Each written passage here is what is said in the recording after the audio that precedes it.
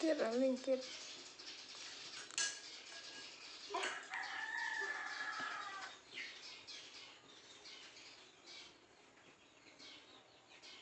trong sân nghe xa rồi hay em kẹt chan tiết mà cả ấy à ở đây em sợ cho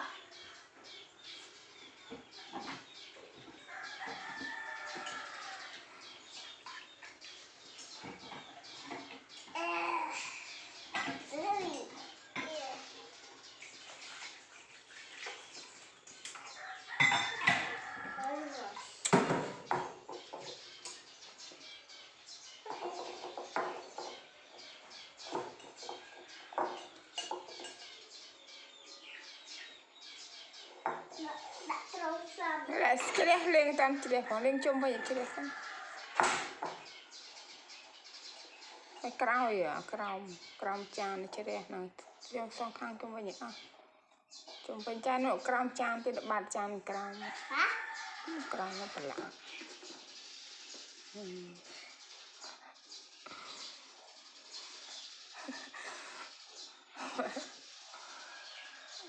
cô hãy đặt trong sân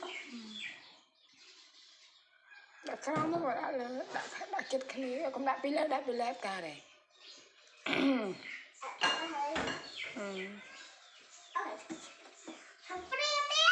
cha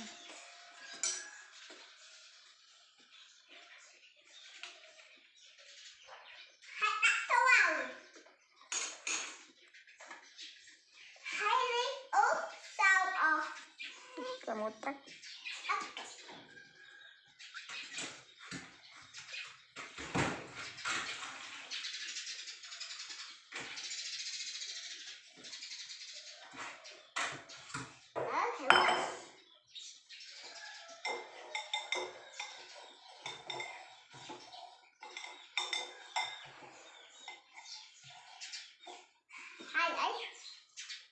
cào tiếp chứ đi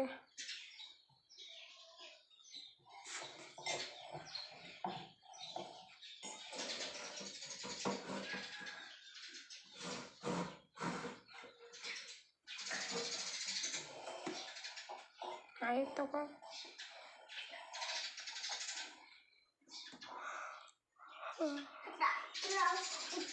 cha đã lấy được bà cha các bạn ba việc lấy điện lấy nào để điện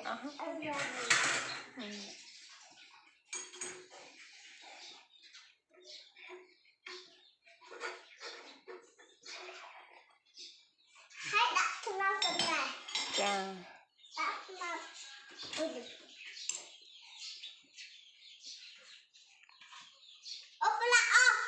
đấy thêm cho cái nát chút này cái nát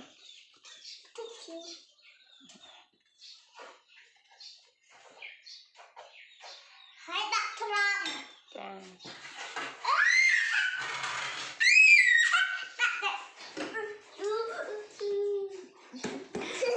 cái lẹ là châu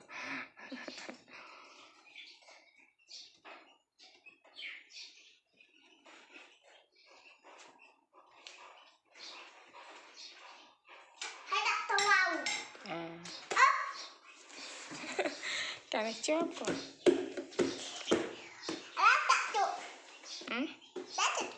lên mạ chút tè tí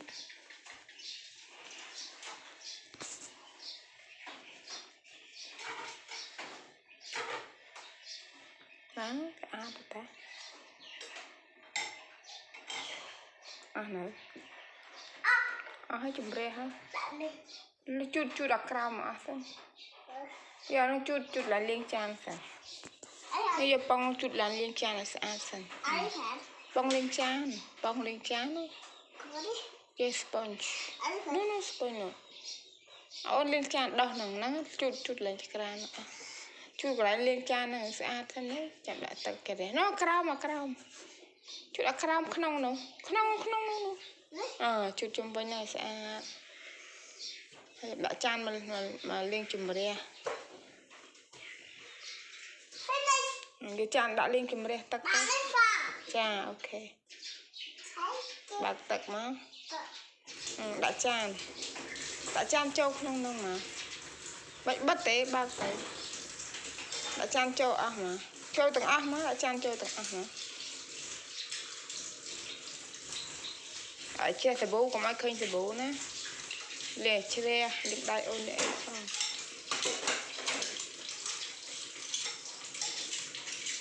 Chứ để nó mơ ở bố nữa. Ở hả con?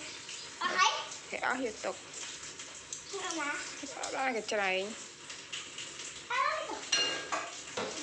Mà cái trái này không tao. Chăm suốt cho mặt đã không. Ok. Be careful. Để chia sẻ bố là pri liêm đang môi. Đây là priêm đang môi. Để chia sẻ bố nè. Có mấy kênh sẻ bố nè. Mới mọi người được. Ok. Đang cái trái cho mỗi kênh tới. Lên chan đi. Chà đi.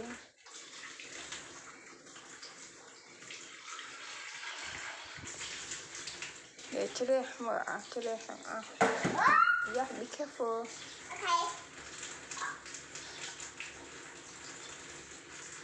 Okay. Cặp yeah. Cặp chan. Yeah, like that. Good.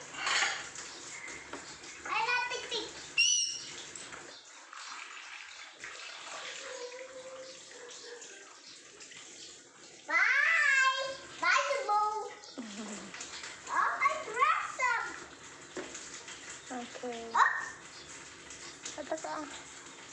Dạ tiếp. Okay. Chà. Anh đã không mình rồi.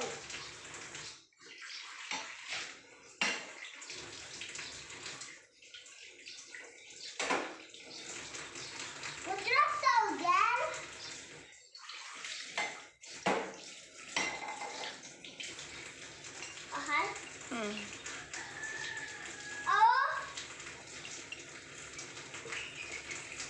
Đây còn 5 chút đó nè.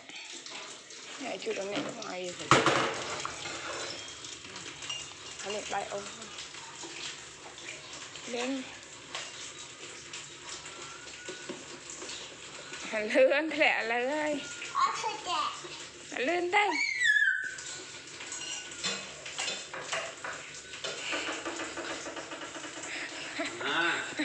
Nãy con nên chăng. Ồ là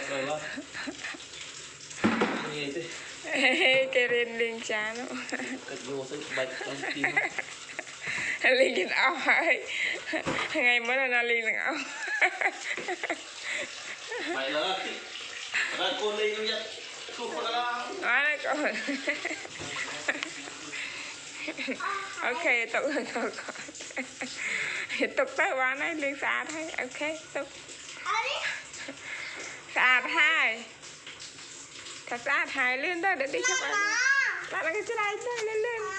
Để đi chụp ảnh lên lại. Cặp mà, cặp lại lên. Cặp.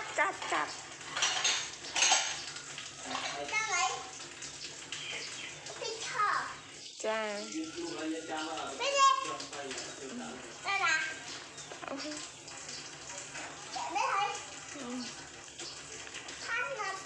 Đã tao có mà.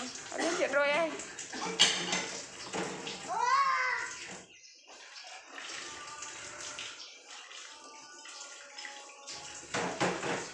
Bút rồi. Nóng à, thằng nóng chan.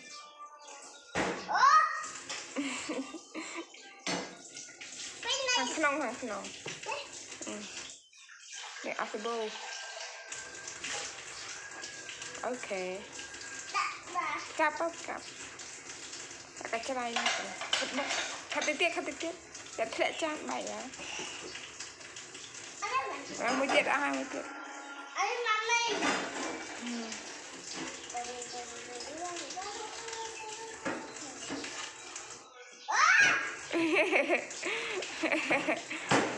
Careful. Like đấy bánh đó thằng